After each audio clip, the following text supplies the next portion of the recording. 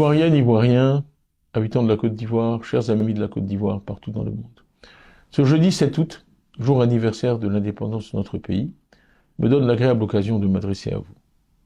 Il y a un peu plus d'un an, exactement le 1er août 2023, disparaissait le deuxième président de la République de Côte d'Ivoire, son Excellence Aimé-Henri Konan Bédié. La nation tout entière lui a rendu un hommage mérité en mai et juin dernier. Je tiens, encore une fois, à renouveler toute ma gratitude aux Ivoiriennes et aux Ivoiriens, ainsi qu'aux amis de la Côte d'Ivoire, et à remercier ici toutes celles et tous ceux qui ont contribué à lui rendre un vibrant et émouvant dernier hommage à la mesure de la part qu'il a prise au développement de notre pays. Le PDCI-RDA, notre parti, a tenu à saluer le premier anniversaire de cette perte cruelle partout où notre parti est implanté en Côte d'Ivoire et à l'étranger. J'ai moi-même présidé ces commémorations en France où je me trouve. J'ai une pensée émue pour sa veuve et sa famille, et leur exprime ici toute ma sollicitude. Ivoiriennes, Ivoiriens, alors que nous célébrons le 64e anniversaire de l'indépendance du pays fondé par Félix Houphouët-Boigny, j'aimerais vous demander de m'accorder quelques minutes de votre temps aujourd'hui pour que nous réfléchissions ensemble au sens profond de l'action qu'a menée pendant toute sa vie ce grand homme, le père de notre nation. Cela me paraît nécessaire car nous entrerons dans quelques mois dans une année essentielle pour l'avenir de notre pays, avec une élection présidentielle en octobre 2025. Le 7 août est chaque année une date toute particulière dans le calendrier de notre nation. C'est en effet l'anniversaire de la création de la Côte d'Ivoire, une date à laquelle le devoir s'impose à nous de marquer un temps d'arrêt pour, d'une part, réfléchir à notre histoire commune, tirer les leçons du passé, et d'autre part, imaginer notre avenir commun. Je vais procéder à une analyse de certains éléments de notre passé, de 1960 à aujourd'hui, pour en tirer quelques leçons essentielles. Je veux vous parler ce soir d'une valeur qui était la valeur la plus chère au président Houphouët-Boigny, la paix.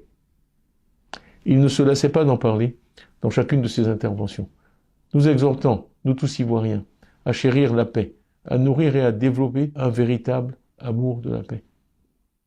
Comme il aimait à le dire, avec toute l'éloquence qui le caractérisait, la paix, ce n'est pas un mot, c'est un comportement. L'histoire de notre pays est là, pour nous démontrer et nous rappeler à quel point il avait raison. Je vais utiliser ici, une fois de plus, une mesure internationalement reconnue de développement, l'IDH, ou Indice de développement humain. Les experts en développement ont toujours souhaité disposer d'une mesure qui permette de comparer les nations de la façon la plus objective possible entre elles et dans le temps. L'IDH mesure en effet, pour simplifier, 1. L'espérance de vie. Combien d'années les citoyens d'un pays peuvent espérer vivre à la naissance? 2. L'éducation. Combien d'années passent à l'école les enfants d'un pays? Et 3. Le niveau de vie. Est-ce que les citoyens d'un pays peuvent se nourrir, se loger, se déplacer, etc. L'IDH, c'est donc la durée de vie, l'éducation et le niveau de vie. Ces mesures sont effectuées chaque année pour tous les pays, à partir de données fournies par les gouvernements de chaque pays eux-mêmes.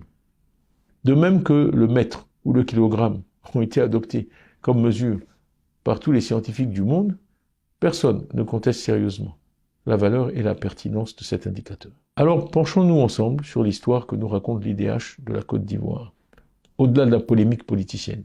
Quand le président Houphouët-Boigny, paix à son âme, nous quittait en décembre 1993, l'IDH de la Côte d'Ivoire était de 118, c'est-à-dire que nous étions classés 118e dans le monde, en termes de développement humain.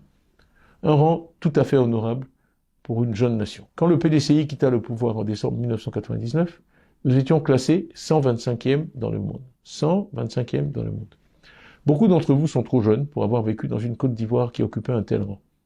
Peut-être éprouvez-vous de l'impatience à écouter ceux d'entre nous qui sont plus âgés que vous parler avec nostalgie de ces années. Et je le comprends. Nous essayons en fait de vous dire deux choses importantes. La première, c'est qu'il est possible pour un pays d'Afrique de l'Ouest, à force de travail et d'ambition, de tenir son rang parmi les nations. Je peux vous dire que tous les Ivoiriens se sentaient fiers des progrès accomplis par leur pays parmi les nations africaines. La deuxième chose que nous essayons de vous dire, à vous les plus jeunes d'entre nous, est que c'est la paix qui a régné en Côte d'Ivoire pendant les décennies qui ont suivi notre indépendance. C'est donc la paix qui nous a permis d'effectuer de tels progrès dans les domaines qui comptent le plus pour tout pays, à savoir la santé et l'éducation, à la différence de pays qui, eux, avaient cédé à la tentation de la violence. Mais que s'est-il passé ensuite, depuis 1999? À la fin de l'année 2000, en 12 mois seulement, notre pays était passé de la 125e place à la 141e place. Pardon. Une chute de 16 places, la plus importante jamais enregistrée par notre pays dans son histoire en une seule année. C'est là qu'eut lieu le premier grand décrochage dont nous nous sommes jamais remis. Après les conflits et la violence qui ont meurtri notre pays pendant la décennie 2000-2010, nous étions en 2010 167e dans le monde. Et malgré tous les efforts déployés depuis, nous étions encore 166e en 2015, puis 159e en 2022. Je ne citerai pas notre classement en 2023, compte tenu de la polémique que j'ai vue se développer depuis mon discours de Soubry il y a quelques semaines. C'est là, franchement, une tempête dans un verre d'eau. Ce dont je parle ici se déroule sur des décennies et est trop important pour que je me laisse entraîner dans des débats stériles. Je parle de la vie de chacune et de chacun d'entre nous. C'est un sujet à la fois trop sérieux et trop important pour que l'on se permette de l'utiliser à des fins bassement politiciennes. Ce que j'essaie donc de vous dire, c'est que le message de Houphouët-Boigny prend toute sa valeur quand nous suivons l'évolution du développement humain dans notre pays au fil des ans. Ce que ces chiffres, ce résultat veulent nous dire, c'est que la violence et le conflit ne sont jamais la solution pour un pays. Quand un pays sombre dans la violence, les premières victimes de cette violence sont les plus faibles, les plus démunis et les plus pauvres.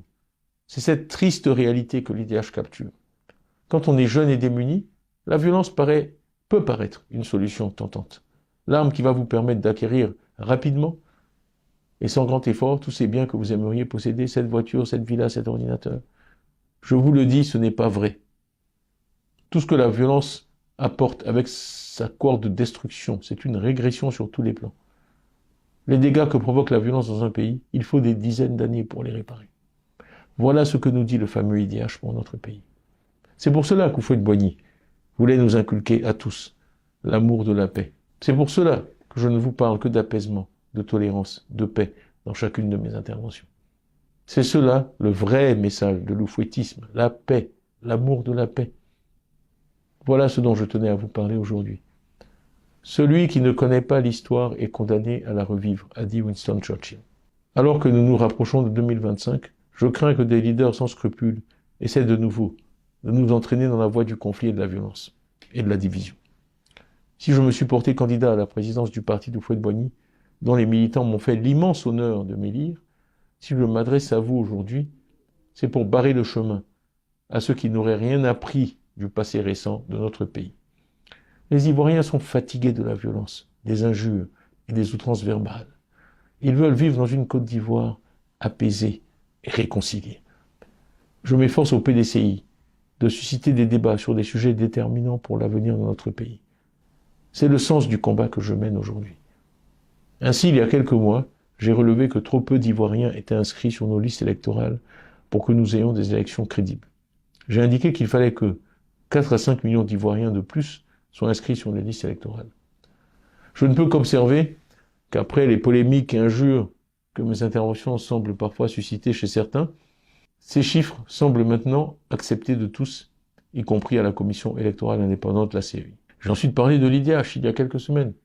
De nouveau, après que j'eus subi attaques et injures, mes propos semblent avoir suscité un débat que je crois utile sur l'état de l'éducation et de la santé dans notre pays. Dans le message que je vous ai adressé à la fin de l'année dernière, j'ai pris l'engagement de faire de la politique autrement. Faire de la politique autrement, c'est ne pas craindre de mettre sur la table et de débattre de questions fondamentales pour l'avenir de notre pays. Faire de la politique autrement, c'est ne jamais tomber dans l'invective ou dans les injures. Donc malgré les attaques dont je suis l'objet de façon maintenant quasi quotidienne, je suis resté fidèle à cette ligne de conduite et je n'en dévierai pas. C'est en nous comportant de la sorte que nous, leaders politiques ivoiriens, pouvons éviter les erreurs du passé et ainsi véritablement honorer la mémoire du président Félix Houphouët-Boigny. Tous les jours, quand je les rencontre, les Ivoiriens me disent à quel point ils apprécient ma démarche et celle du PDCI. Et je dois avouer que cela me fait chaud au cœur et m'encourage à poursuivre dans cette voie. Les adhésions au PDCI sont bien la preuve que cette approche plaît aux Ivoiriens et suscite chez eux un engouement réel. Je les en remercie et je m'en réjouis. Comme le président Houphouët l'a si bien et si souvent dit, la paix ce n'est pas un mot, c'est un comportement.